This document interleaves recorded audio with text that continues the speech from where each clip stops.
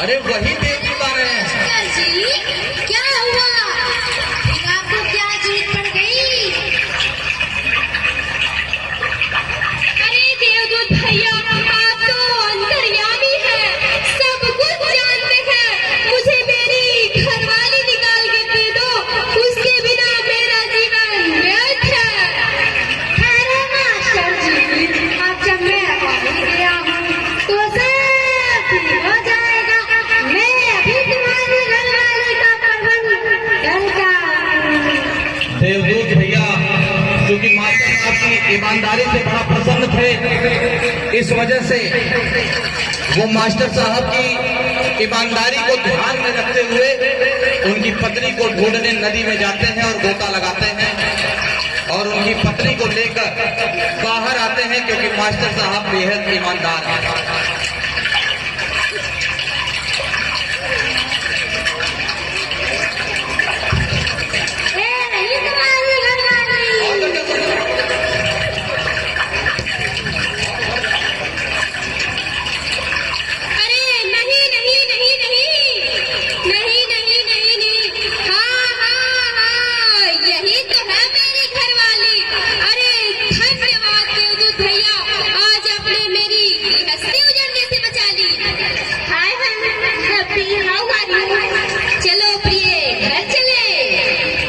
ये क्या मास्टर साहब अपनी पुरानी घरवाली को छोड़कर नई घरवाली के साथ रवाना?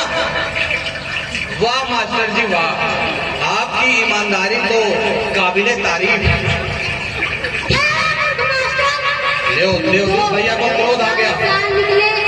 बात जब कलम की थी तो गाली दिखाई, और जब पत्नी की बात आई तो इस हीरोइन को देखकर तुम्हारा ईमान सट गया। ये तुम्हारी पत्नी कैसे हो सकती है? बिल्कुल ठीक कह रहे हैं देवदूत भैया, यह वाकई में मेरी पत्नी नहीं है। मैं इस ईमानदारी कहानी से तंग आ गया हूँ।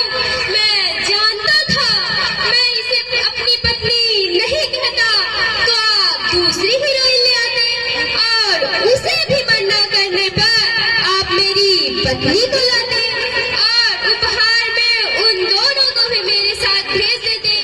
अब आप ही बताइए, मैं ठहरा प्राइवेट मास्टर, एक बीवी का गुजारा तो ठीक से कर नहीं पाता, भला तीन बीवियों का गुजारा मैं कैसे करता? बस इसी डर से मैंने इसे अपनी पत्नी कह दिया। शाबाश मास्टर जी, तुम तो वास्तव में ईमानदार होने के साथ साथ बहुत ही बुद्धिमान भी हो। ये वास्तव में कोई हीरोइन नहीं बल्कि माया है। मैं भी तुम्हारी पत्नी को ढूंढता हूँ।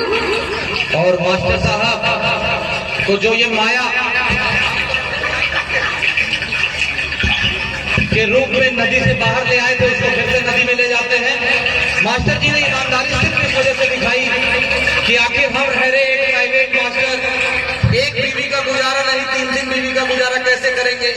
इस नाते इसी बीवी से काम चला लेते हैं।